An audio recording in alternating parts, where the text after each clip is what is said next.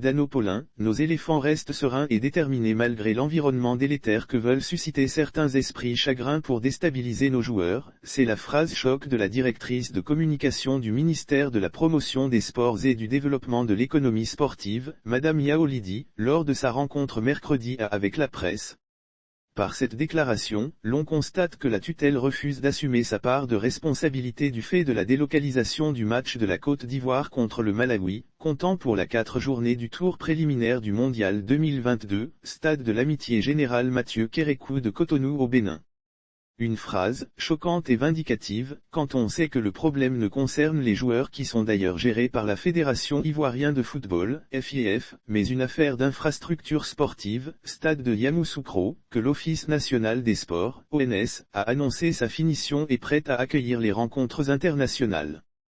La gifle de la Confédération africaine de football, CAF, qui n'a pas homologué le stade de la capitale politique et administrative du pays, pour plusieurs raisons dont, les travaux extérieurs du stade, les zones d'accès, et la protection de la zone relative aux vestiaires des joueurs et officiels de match des autres accès, l'absence de bancs de touche couverts, l'insuffisance de l'éclairage, le manque de matériel médical dans la salle d'infirmerie, la mauvaise position de la tribune 2.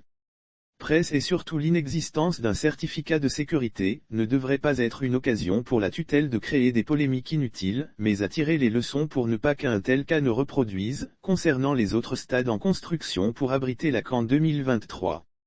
Le rôle du ministère, comme le dirait un confrère, c'est de créer les conditions nécessaires à la pratique du sport au plan national et au plan international, à travers l'Office national des sports, ONS. D'anticiper, prendre les dispositions pour ne pas perturber le regroupement, la préparation des éléphants et donc entacher leur performance. Or sur ce terrain, nous constatons tout que le ministère des Sports a échoué.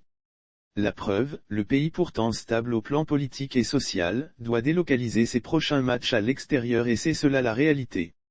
Au regard du scandale et de la réaction, Dano Paulin et ses collaborateurs pourraient donner l'impression d'une fuite en avant de leurs responsabilités. Un profil bas aurait peut-être été préférable à des provocations inutiles.